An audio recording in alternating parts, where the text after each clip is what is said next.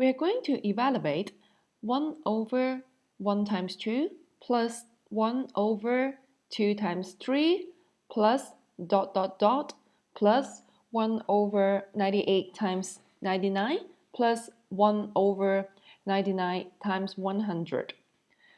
First of all, we need to know what this means. Means we do not write out 1 over 3 times 4 plus 1 over 4 times 5 and so on. Alright, so we skip all the terms inside because we do not have enough space, but they are actually there.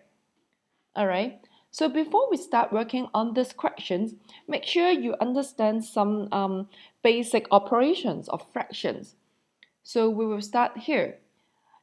Usually, if we see that these two fractions with the same denominator, then we know that we can put them together, right? So, say a divided by c minus b over c, then what we can do is we can do a minus b whole thing over c, because here we have the same denominator. This is the usual way that we work on.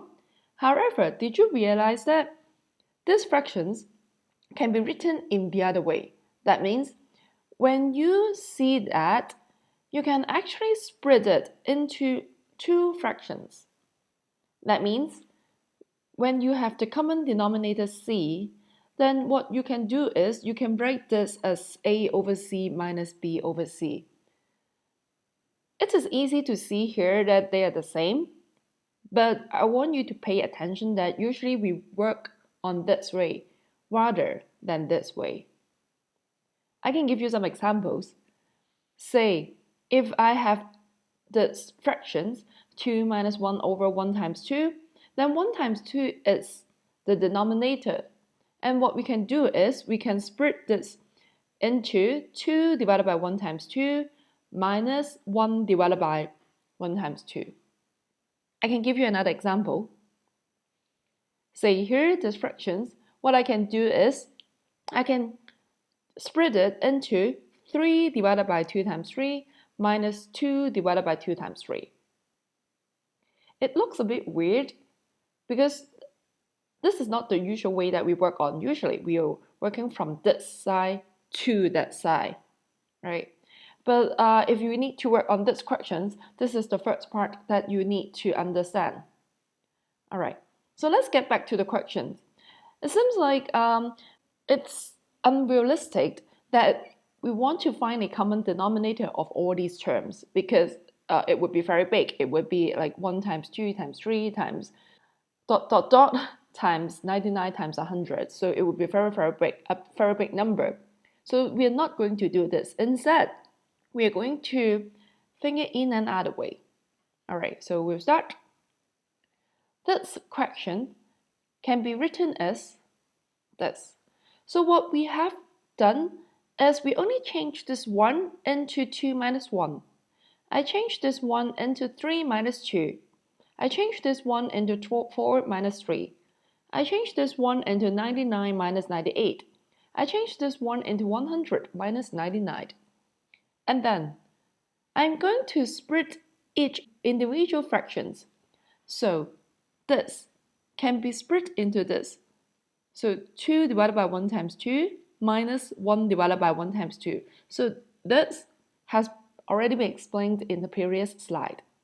So this can also be split into this two fractions. And this can also be split into these two fractions. Plus ...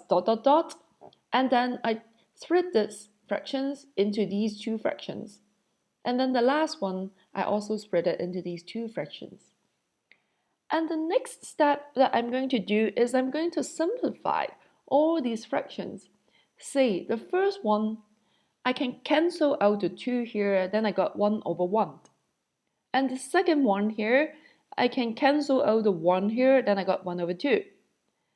And the third one here, I can cancel out the 3, I can get 1 over 2.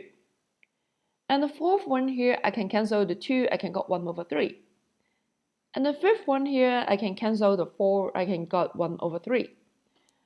And here I can cancel the 3, I can get 1 over 4. And then Here for this one, I can cancel the 99, then I got 1 over 98.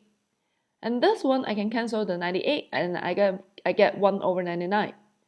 This one, I can cancel the 100, and I get 1 over 99. This one, I can cancel out the 99, then I get 1 over 100.